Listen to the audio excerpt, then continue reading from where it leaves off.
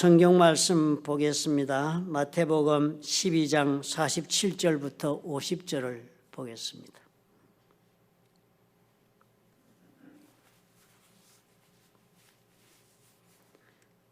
마태복음 12장 47절부터 50절까지 저와 한 절씩 교독하겠습니다. 한 사람이 예수께 여짜오되 보소서, 당신의 어머니와 동생들이 당신께 말하려고 밖에서 있나이다 하니, 말하던 사람에게 대답하여 이르시되 누가 내 어머니이며 내 동생들이냐 하시고 손을 내밀어 제자들을 가리켜 이르시되 나의 어머니와 나의 동생들을 보라. 누구든지 하늘에 계신 내 아버지의 뜻대로 하는 자가 내 형제요 자매요 어머니이니라 하시더라. 아멘.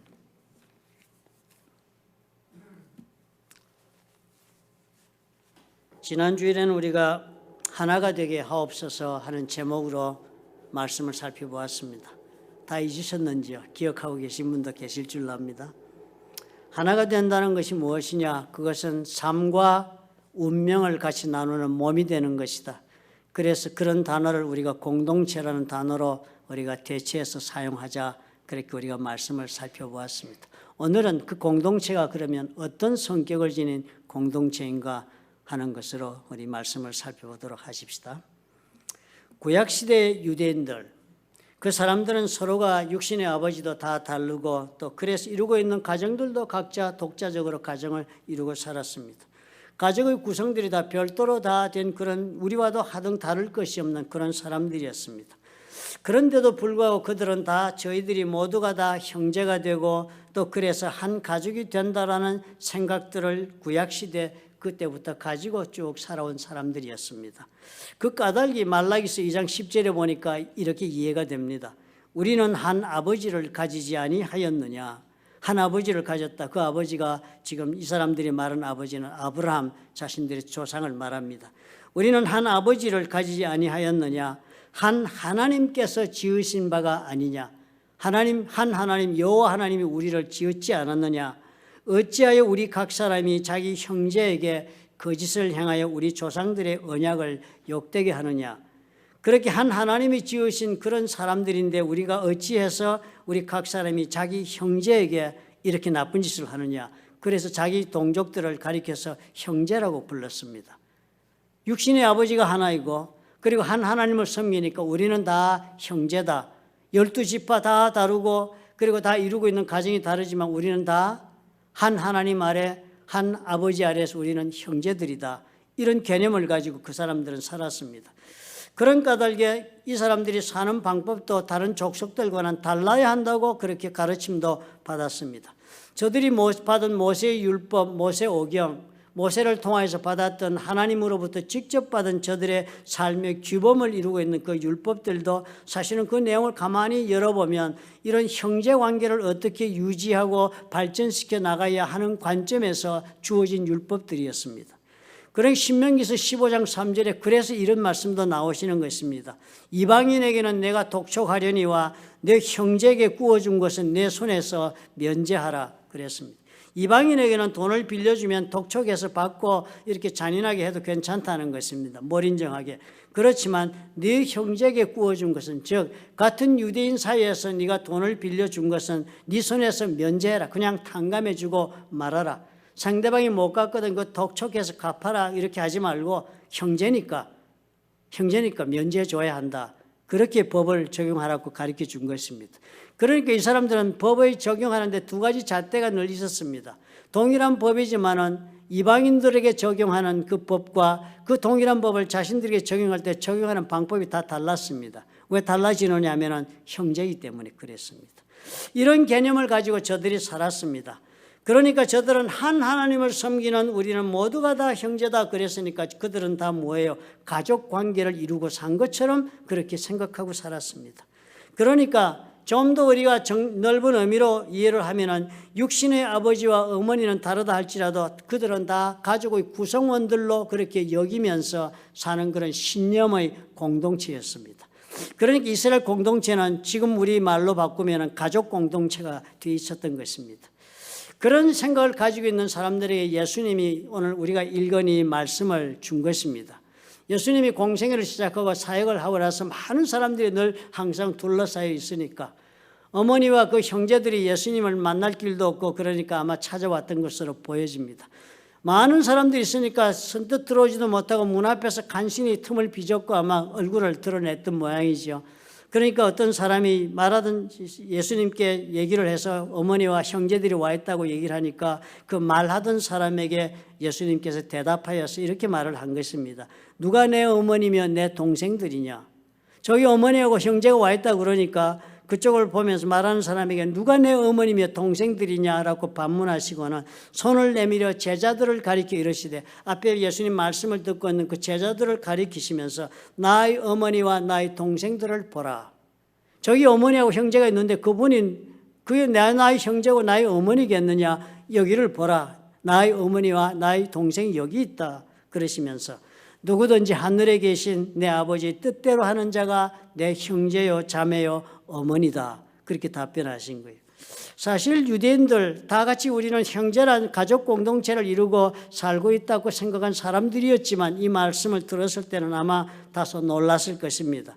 형제와 자매가 어머니 되는 그 범주는 유대인들이라는 혈통 안에서나 통하던 그런 개념이었는데 이제 예수님 뭐라 그래요? 형제와 자매와 부모가 되는 그 범위는 훨씬 더 이 유대인의 그 범주를 넘어서서 그 밖으로까지 영토가 그 범위가 확장이 된 것입니다. 가족의 범위가 이렇게 확장이 돼가지고 이제는 믿음 가운데 예수께 믿음을 가지고 같은 그 믿음 가운데 제자가 되는 모든 사람들은 서로가 다 어떤 관계라고요? 형제 관계가 되고 그리고 또 부모 자식 관계가 이루어진다고 예수님이 그렇게 말씀을 하신 것입니다. 그렇게 해서 예수님의 사후에 이 복음서가 쓰여졌기 때문에 마태복음부터 성경 전체 신약 성경에는요 이 개념이 다 들어가 있습니다. 마태복음 23장 8절에 보면 이렇게 적혀 있습니다. 그러나 너희는 랍비라 칭함을 받지 말라. 유대인의 선생님들은 히브리 방언으로 랍비라고 부르니까요. 선생님 이렇게 사람들 앞에서 그렇게 칭함을 받지 말라. 선생 대접을 받지 말아라. 너희 선생은 하나요. 이 하나란 말은 예수님 한 분뿐이시다 하는 뜻으로 하나라고 말합니다. 너희 선생은 하나요. 너희는 다 형제다. 네가 잘나서 무슨 선생이 돼서 가르친다고 스스로 생각하지 마라. 너는 예수님 아래 너도 역시 한 선생이 아니라 학생이 되고 형제들을 서로 같이 배우고 나누는 자리에 있는 같은 형제 입장에 있지 너는 결코 선생의 반열에 서는 것이 아니다. 그렇게 이야기하면서 마태복음에 보니까 신약시대 유대인들 이게 준 말씀이라고 하더라도 이 마태복음이 주어진 모든 믿는 자들에게 읽을 때는 어떻게 이해가 되겠습니까? 믿음 가운데 다 하나다, 형제다 그랬습니다. 그리고 9절에 적는 말씀 보니까 땅에 있는 자를 아버지라 하지 말라. 이 얼토당토 않는 말 같습니다. 육신의 아버지를 아버지라고 하지 말라. 너희 아버지는 한 분이시니 곧 하늘에 계신 이다. 하늘에 계신 하나님이 너희 아버지다 그랬습니다. 그러니까 육신의 아버지는 나를 낳아주지만 진정한 너희 영적인 삶 가운데 너희 아버지는 하나님이시다. 그랬으니 그 하나님을 믿는 모든 사람들은 다 하나님의 자녀가 되고 형제가 된다고 마태복음이 지금 알려주고 있는 것입니다. 예수님 사후에 예수께서 천국으로 들려오고 나신 다음에 예수님 말씀하신 교회가 이루어졌습니다. 그때 그렇게 교회가 이루어지는 모습을 사도행전에는 이렇게 그 사도행전에 이루어진 교회들 가운데 다 보내는 서신서에 이렇게 기록이 나옵니다. 그 편에 편지를 붙여 이르되 사도와 장로된 형제들은 사도와 장로가 된 형제들은 유대인들이죠. 유대인 가운데 사도 12사도가 나왔고 그 가운데 장로들이 있으니까요. 사도와 장로된 형제들 그들을 형제라고 부릅니다. 사도고 장로임에도 불구하고 형제들은 안디옥과 수리아와 길리기아에 있는 이방인 형제들에게 문안하노라. 안디옥, 수리아, 길리기아는 유대 땅 바깥에 있는 이방 나라의 땅입니다. 그래 그곳에 있는 예수 믿는 사람들이 편지를 보내면서 이방인 형제들에게 문안하노라 그렇게 적었습니다. 이방인 형제 그랬을 때나 사도와 장로된 형제 이건 둘 다 헬라어로 동일한 단어 썼습니다. 아델포스, 브라더라는 뜻을 썼습니다. 또 갈라디아 3장 7절에 보니까 이렇게 적은 글이 나옵니다. 그런즉 믿음으로 말미암은 자들은 아브라함의 자손인 줄 알지니라. 아브라함의 자손은 혈통으로 그 자손이 결정되는 것이 아브라함의 자손이었습니다. 그런데 이제는 어떻게 해요? 혈통으로 그 자손이 결정되는 것이 아니라 믿음으로 그 자손이 결정된다. 즉 예수 그리스도를 믿는 그 믿음을 가지면 다 누구나 다 아브라함의 자녀가 된다. 이렇게 그 정의가 갈라디아서는 발전되고 있는 것을 우리가 발견하는 것입니다. 그러므로 예수께서 말씀하신 이 형제의 영역이 훨씬 더 넓어졌고 이제는 신약에서 예수께서 세우신 교회의 특징은 이 형제들이 함께하는 그런 공동체, 가족 공동체로 이 교회가 만들어진 것입니다. 그러므로 우리 교회를 생각할 때 우리는 먼저 우리 교회가 이 공동체 정신, 가족이라는 그 공동체 이 정신을 우리는 회복해야 한다는 그런 절대절명의 그런 욕구를 우리가 가지고 있어야 합니다. 지금의 우리가 살고 있는 이 교회는요, 초대교회 사도행전에 보여주고 있는 교회와는 너무나도 모습이 동떨어진 모습이기 때문입니다. 여러분은 지금 어떤 모습으로 교회 생활, 신앙생활을 하고 계십니까? 우리 교회 모습 그리고 그 교회를 통하여 이루어지고 있는 여러분의 개인의 신앙 모습은 우리 성도들이 서로 형제라고 하기에는 너무나도 먼 거리에 우리가 가 있습니다. 우리는 서로 가족이라고 말하기에는 너무나도 다른 모습으로 서로가 서로를 바라보고 우리가 앉아 있습니다. 사도행전에 보여주는 교회, 그 성경이 보여주고 있는 그 애초의 원형이 되는 그 교회의 모습들은 너무나도 자연스럽게 그런 공동체를 이루고 가족처럼 서로가 여기며 가족처럼 대하며 그런 가족 관계를 누리며 이 사람들은 신앙생활을 했다는 것을 쉽게 사도행전을 읽어보면 우리는 발견할 수 있습니다. 예수님이 그러시지 않았습니까? 제자들에게 전하는 그 복음을 듣고 앞으로도 예수 믿을 사람들에게 예수님은 기대하는 바가 있었습니다. 예수께서 그들이 모여서 이루는 그런 교회를 향해서 가지고 계시던 꿈이 있었습니다. 그 꿈은 다른 것이 아니라 이런 모습으로 가족 공동체를 이루고 모든 성도들이 믿음의 생활을 이루어 나가기를 원했던 것입니다. 그렇게 함으로 우리는 깨어졌던 우리 삶, 하나 되지 못하여 깨어져 버린 아담과 하와의 깨어진 삶, 그리고 또 다 깨어져 버린 우리의 삶을 회복할 수 있는 길이 거기에서 찾을 수가 있기 때문이었습니다. 사단의 계략에 속아서 깨어진 하나님이 아니었습니까? 아담과 하와도 그래서 빼앗겨버린 하나님을 이제는 어떻게 해요? 예수 그리스도에 대한 믿음으로 우리는 회복할 수 있는 놀라운 그런 기회를 지금 우리가 얻은 것입니다. 예수님은 자신의 교회에 대한 약속이요, 예수님의 교회에 대한 꿈이 있고 그래서 예수님께서는 기도하신 것입니다. 그 예수님의 그 교회에 대한 기대와 그 꿈을 이루시기 위해서 하나님께 성령을 보내달라고 하나님께 예수님 기도하셨고 그리고 그 기도는 응답이 되어서 오순절날 다락방에서 성령의 새롭고 강한 능력 가운데 제자들 가운데 하나됨이 이루어지고 교회가 시작이 되었습니다. 그리고 그 교회는 가족 공동체로 세워졌습니다. 사도행전 4장 32절은 그래서 그때의 모습을 이렇게 적습니다. 믿는 무리가 한 마음과 한 뜻이 되었다. 한 마음 한 뜻이 우리가 무슨 말인지는 애매하게 들기 쉽습니다. 그 영어로 적은 거 보면 한 마음은 마음이 여기 있습니다. 한 뜻은 마인드 여기에 있다고 그랬습니다. 가슴과 머리가 하나가 된 그런 모습을 보여주었다는 것입니다. 생각하는 것이 하나가 되고 느끼며 사는 것이 하나가 되었다고 합니다. 그러니까 어떻게 해요? 그 삶이 운명이 공동체가 된 것입니다. 그런 모습으로 이 사람들이 지금 사도행전 교회를 이루고 있었다고 성경이 적고 있습니다. 그런 교회가 되니까 예수께서 애초에 하나님 아버지께 기도하였던 대로 요한복음 17장 21절에 그렇게 기도한 내용대로 세상으로 아버지께서 나를 보내신 것을 믿게 하옵소서 한 기도가 그대로 응답이 되는 역사가 벌어져서 초대교회 사도행전의 교회들이 한 번 설교하니까 3,000명이 회개하고 영원히 구원받는 역사가 일어나고 그들이 다 제자로 변화되고 발전되는 역사가 교회마다 이루어지고 있었던 것입니다. 사도행전의 기록이 다 이것을 적고 있지 않습니까? 그러나 문제는요, 이 하나됨은 언제나 역사를 불문하고 에덴 동산에서부터 이 하나됨을 깨뜨리고 사탄의 역사는 그때도 지금도 여전히 계속되고 있는 것입니다. 맹렬하게 사단은 이 하나됨을 깨뜨리려고 영혼들을 공격하고 교회를 공격했던 것입니다. 성경에 기록된 사도행전의 교회들이요, 비록 그렇게 큰 하나님의 은혜를 경험하고 그런 놀라운 하나님의 역사 속에서 가족 공동체를 이루었다 할지라도요, 그 교회들에게조차 사탄은 엄청난 공격을 퍼부어서 가족 공동체가 깨어져 버리게 만들려고 엄청난 공격을 부었던 것을 우리가 성경을 보면 얼마든지 발견합니다. 고린도 전후서, 고린도에 있는 교회의 내용이 적혀 있습니다. 그 고린도 전후서에 적혀있는 고린도 교회 갈등이 무엇이었습니까? 엄청난 사단의 공격과 회방이 교회 안으로 들어와서 성도들은 교회 안에서 죄를 짓고 교회 안에서 온갖 말로 표현하기도 어려운 죄들 가운데 살고 있는 것을 용납하고 그러고 지내는 교회들이었습니다. 갈라디아, 얼마나 큰 가르침 때문에 혼란이 있고 믿음이 잘못된 자들 때문에 많은 고통을 겪었습니까? 에베소서 얼마나 큰 영적인 전쟁이 벌어지고 있는 그런 자리였습니까? 이 교회들, 하나님의 역사가 넘치는 가족 공동체를 있는 교회들이었음에도 불구하고 사단은 그 가운데서 맹렬하게 파상 공격을 퍼부으면서 깨뜨리려고 노력했던 것입니다. 서신서 가만히 읽어보면 어때요? 이 혹독한 공격 가운데서도 성도와 사도들은 그 교회를 지켜나가기 위해서, 가족 공동체로 정체성을 지켜나가기 위하여서 피나는 투쟁을 했다 하는 것을 우리가 상세하게 볼 수가 있지 않습니까? 2000년이 지났어요. 그로부터 예수님께서 세우신 예수님의 교회라고 다 말을 하는 그런 교회들도 지금 2000년이 지난 지금도 그렇게 세워지고 그렇게 교회라고 운영이 되고 있습니다. 그러나 그 교회들, 지금 우리 교회들은, 우리의 교회는 그때 사도행전 처음 예수께서 세우셨던 그 교회와 모습을 비교하면 얼마나 멀리 우리가 와 있습니까?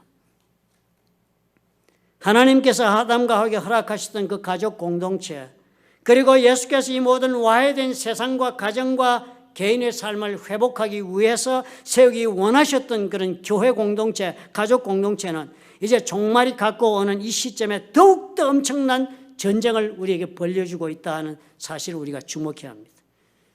대부분의 문화였어요. 안전한 요새로 인식되던 가정이었습니다. 이제는 그러나 세계 각지에서 가정은 해체되고 있어요. 이유가 다양합니다. 무엇보다도 가난했기 때문에 깨어진 가정들도 수도 없습니다. 경제적인 격차 때문에 산업화된 사회 구조 때문에 자식은 부모를 떠나고 부부는 헤어지는 일들도 벌어지고 현대생활의 압박 때문에 가정이 깨어지고 해체되고 있다 하지만 사실상 우리가 영적으로 더 들여다보면 더 깊은 곳에는 그 분열되고 깨어지고 하나 되지 못하는 것에는 해결되지 못한 죄가 그 속에 숨겨져 있기 때문인 것입니다. 학교와 이웃은 어떻습니까? 이제는 결코 학교도 이웃도 안전한 공동체가 될 수가 없습니다. 범죄와 강간과 마약으로 남용으로 얼룩진 지가 오래됐습니다. 아이들은 마약을 학교 가서 배웁니다. 이미 교회 교육부에서조차 마약이 횡행합니다. 교육부, 썸머스쿨, BBS 가서 그곳에서 마약을 배웠다는 중고등학생들의 간증이 수도 없습니다. 공립학교에 이제는 부모들이 보낼 수가 없다 합니다. 요즘은 우리 교육부에서 그런 얘기를 듣고 저도 얼마나 놀랐는지 몰라요. 지금 이제 국민학교, 이제 들어간 1학년, 이제 유치원 좀 들어가서 이제 학교 들어가기 시작한 아이들이요.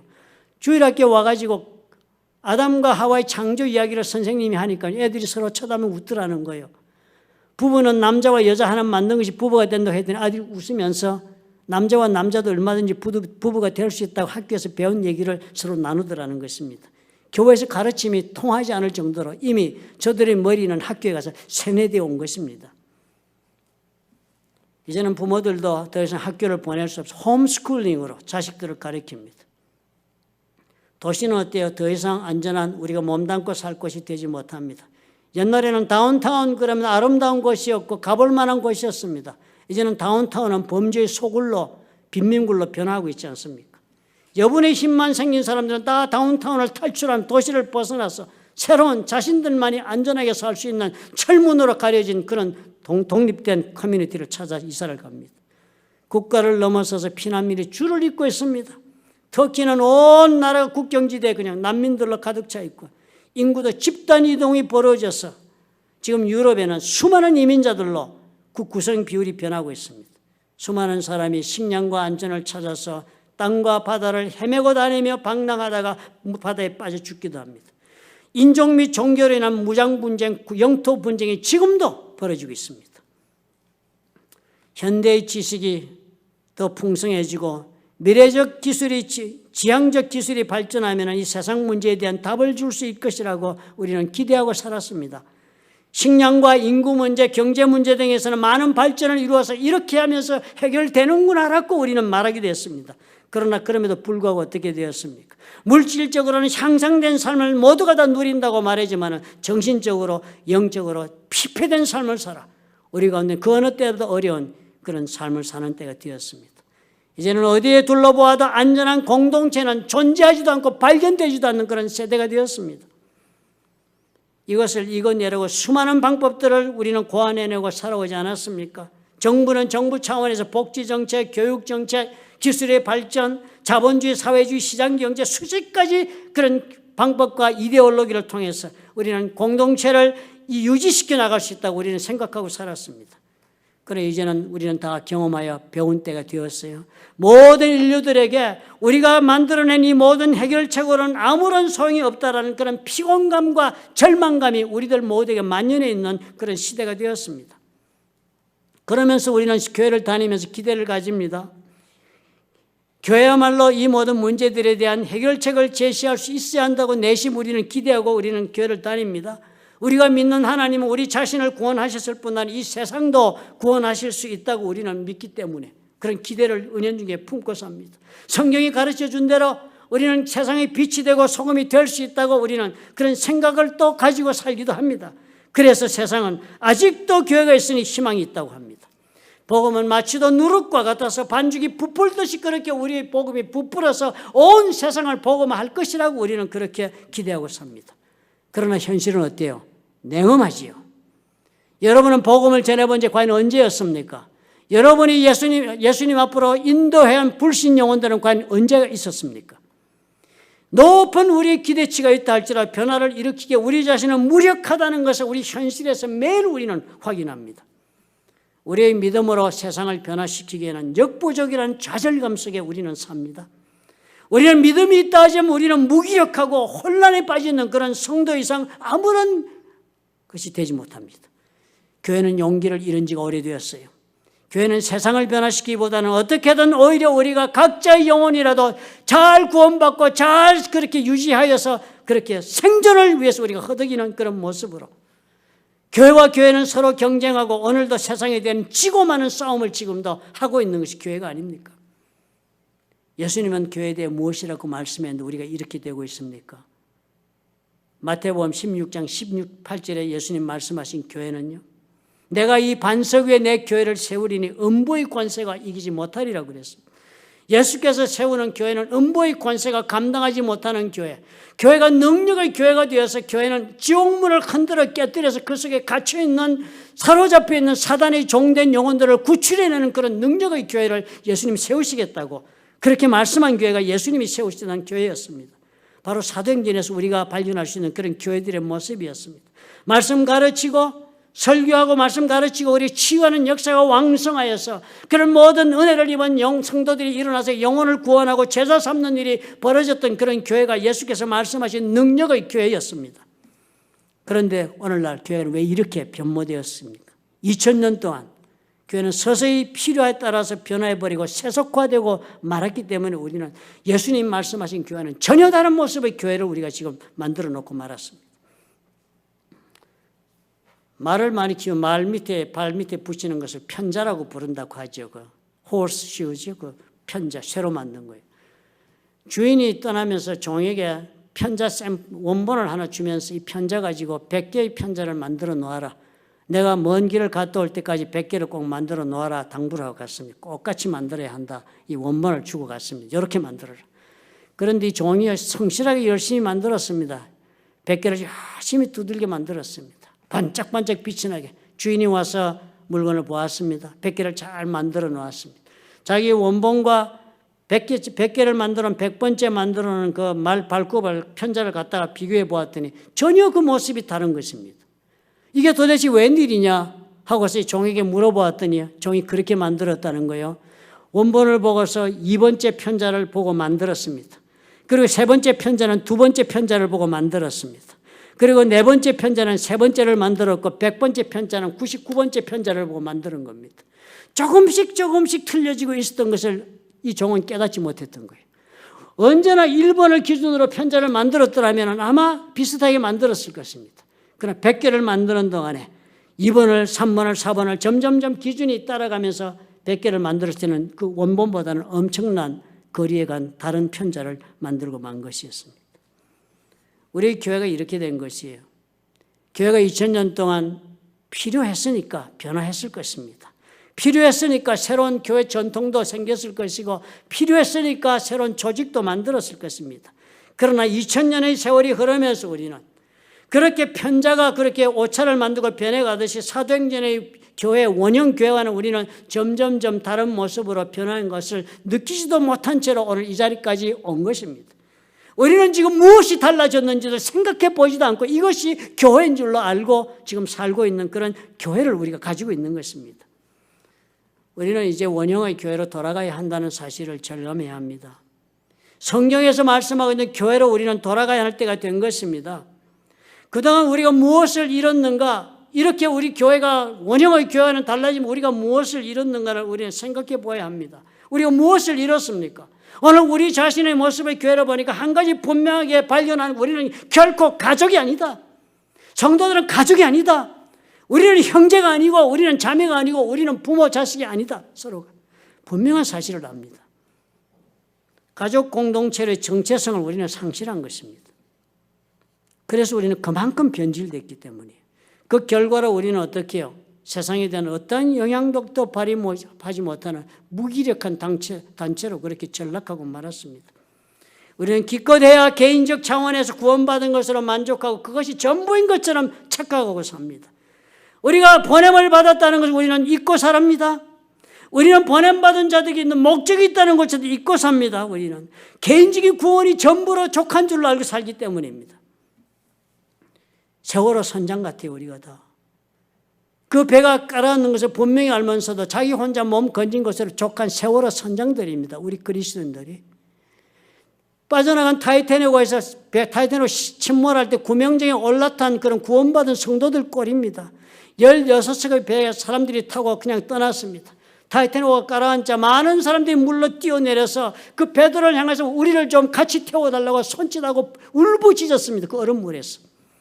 16척의 배는 돌아보지도 않고 갔습니다. 빈자리가 많이 남아있었던 것이 나중에 발견되었어요. 반도 안 찬 배들도 있었답니다. 그 가운데 구명보트에는. 단 한 척이 돌아와서 몇 사람 건져간 것으로 전부였다고 합니다. 개인적인 구원받은 걸 만족한 사람, 우리는 타이타닉 구명정에 탄 사람들처럼 삽니다. 내가 왜 보냄을 받았는지를 잊었기 때문이에요.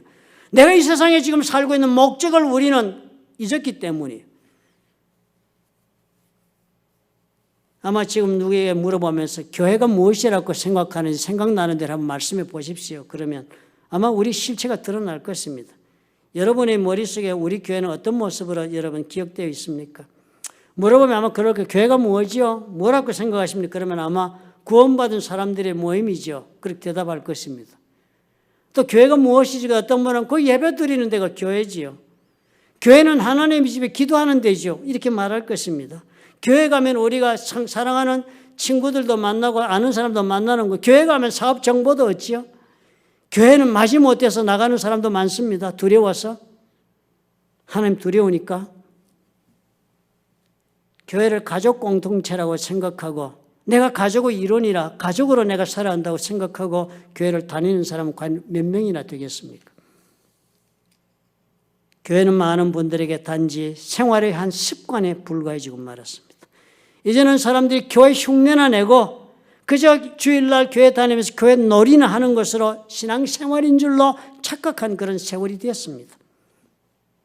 우리는 타락한 이단이나 사이비 교회는 아닐지 몰라도 생존에 급급한 집단이요, 우리 자신에게만 열중하고 있는 이기적인 그리스도인이요, 변명이나 늘어놓으면서 자기 합리화하면서 하나님에게 기도하는 그런 사람들이고 정체된 현실을 외면하면서 나만 아는 성도들로 그렇게 변한 것이 이것이 교회다. 그리고 이렇게 사는 것이 하나님의 뜻이다. 하나님의 사역이다라고 착각하고 있습니다. 우리는 교회의 원형으로 돌아가야 해요. 그 원형은 예수께서 꿈꾸시는 가족의 공동체로 우리가 다시 돌아가려고 몸부림을 쳐야 하는 것입니다. 가족 공동체로 교회가 돌아가면 얻게 되는 특별한 은혜가 있기 때문입니다. 그 첫째로 우리가 얻는 것이 친밀감과 연대감입니다. 이 친밀감은 우리가 아무 데서 얻지 못합니다. 세상을 외롭다고 서로가 고독하다고 우울증에 빠지고 우리가 영적으로 피폐하고 살기를 싫어하는 그런 사람들이 되는 이유가 무엇이겠습니까? 친밀한 상대가 없습니다. 친밀한 관계가 없습니다. 내 인생을 같이 나누고 서로가 서로를 의지하고 살 수 있는 그런 친밀감을 어디서 얻을 수가 있겠습니까? 어떤 곳에서도 얻지 못합니다. 가정에서조차도 외롭다 고백하는 부부들은 수도 없습니다. 어디에서 이 친밀감을 얻습니까? 가족 공동체인 교회가 그것을 줄 수 있습니다. 가족 공동체가 되는 교회가 된다면 친밀감에 더불어서 연대감을 가지고 살 수 있게 해줍니다.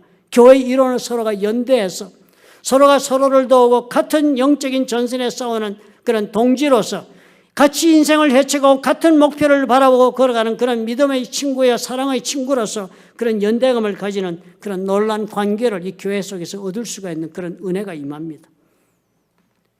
두 번째로 우리가 얻을 수 있는 특별한 은혜는 섬김의 삶입니다.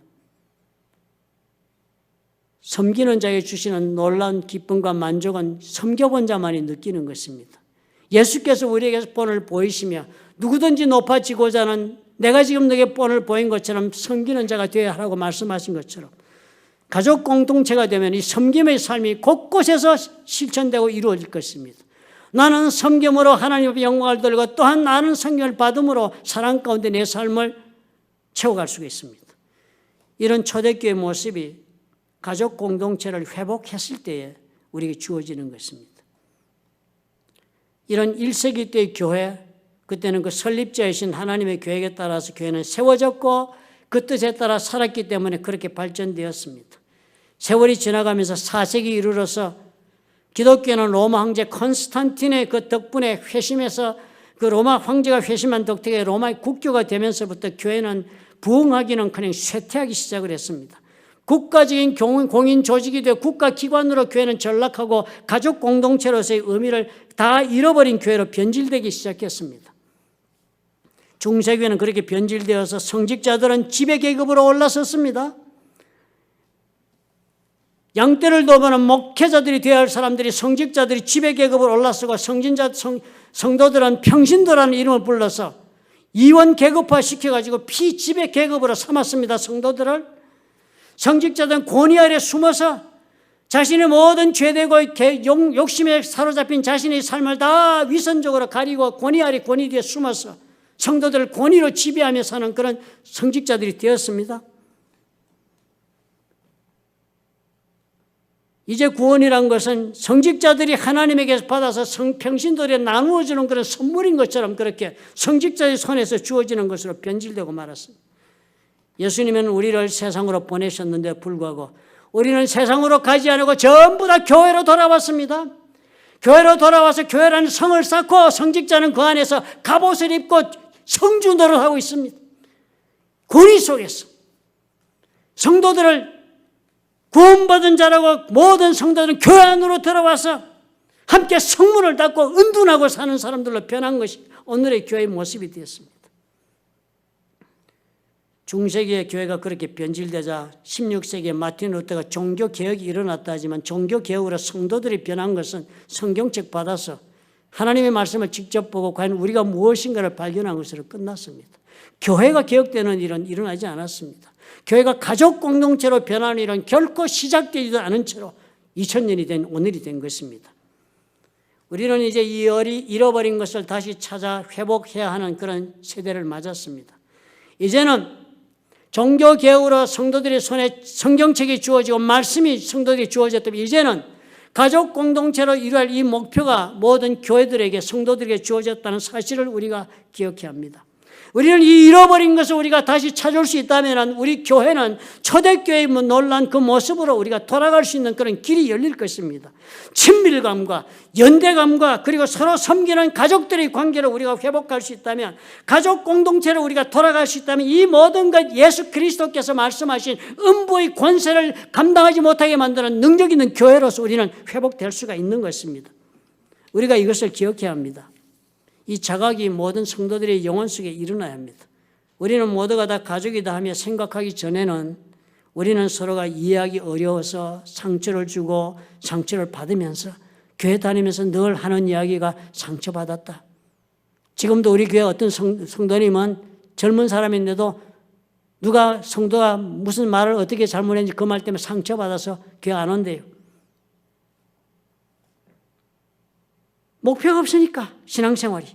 그저 내 구원받고 내가 복받고 사는 것이 인생의 목표니까 상처받지요.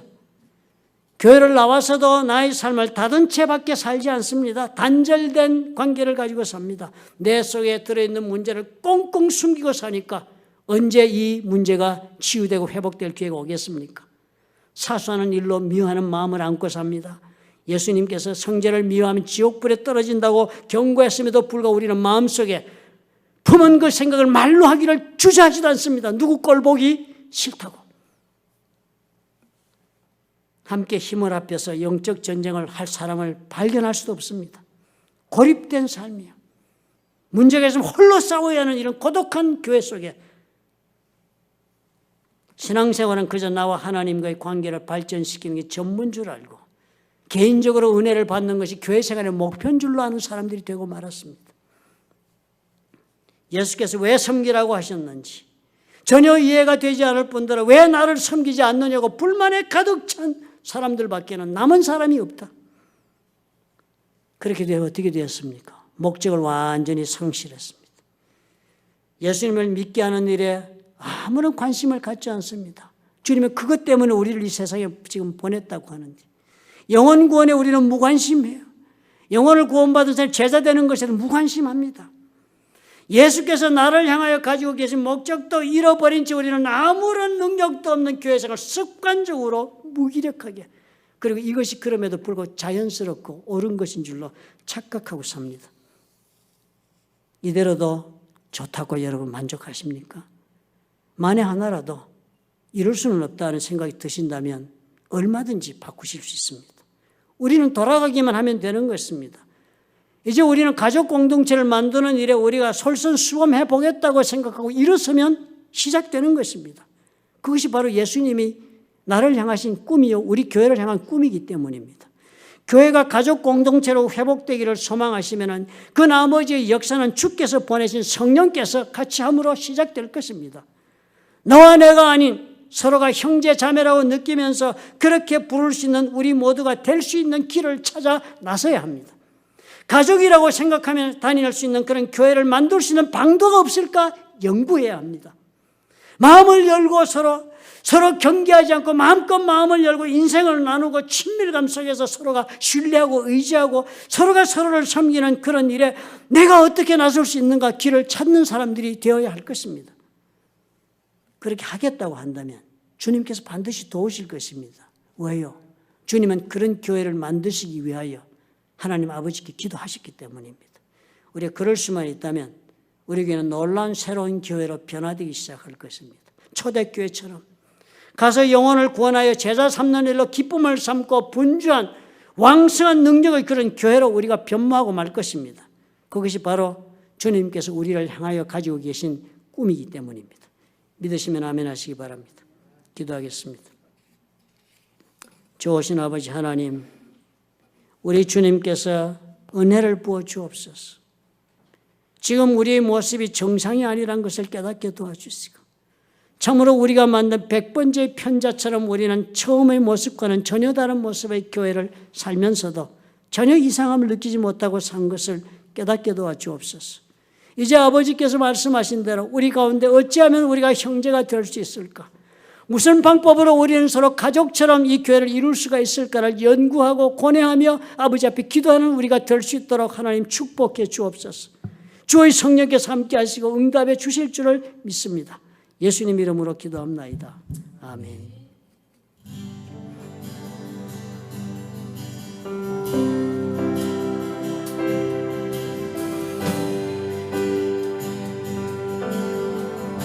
하나님께서는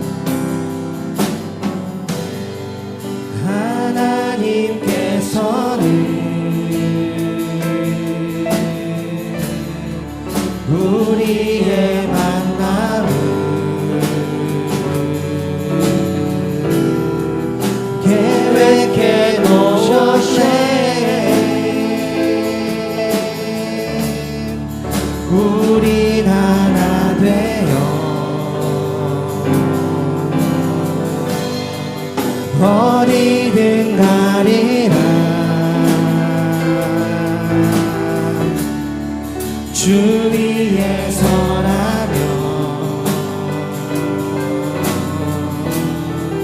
무엇이든 하리라. 당신과 함께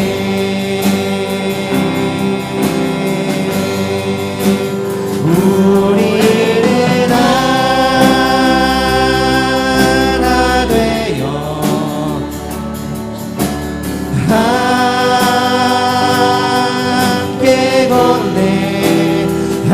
하늘 아버지 사랑 안에서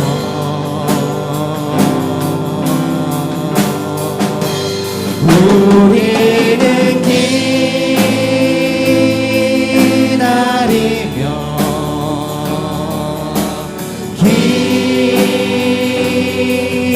기도하네. 우리의 삶에 사랑 넘치. 우리 말씀 기억하시면서 한 번 더 우리는 하나 되어 우리는 하나 되어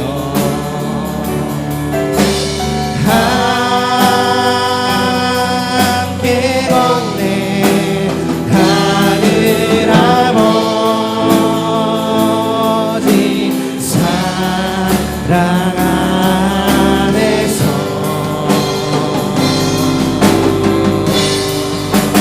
우리는 기다리며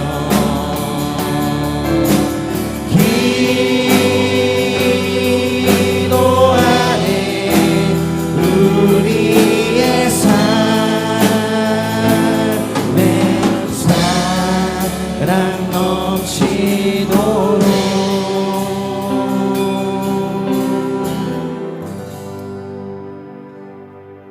사랑의 하나님 아버지, 우리의 마음속에 소원을 살려 주옵소서. 예수께서 말씀하신 교회를 우리가 이루고 싶다는 간절한 열망을 아버지여 불러일으켜 세워 주옵소서. 우리 그 마음의 소망을 따라 하나님 예수께서 원하시는 교회, 참으로 가족 공동체가 되는 교회를 이루는 일에 나도 아버지여 참으로 참여하고 나의 삶도 쓰임받게 해달라고 기도하는 우리가 될 수 있도록 축복해 주옵소서. 이제는 이런 믿음을 가지고 하나님 앞에 일어서는 하나님의 사랑하는 자녀들과 그들의 생업과 가정 위에 보혈로 값지고 세우신 풀러튼 좋은 교회와 파송하신 선교사들 위에 우리 주 예수 그리스도의 무한하신 은혜와 아버지 하나님의 극진하신 사랑과 보혜사 성령님의 교통하심이 지금부터 영원토록 함께 하시기를 간절히 축원하옵나이다. 아멘.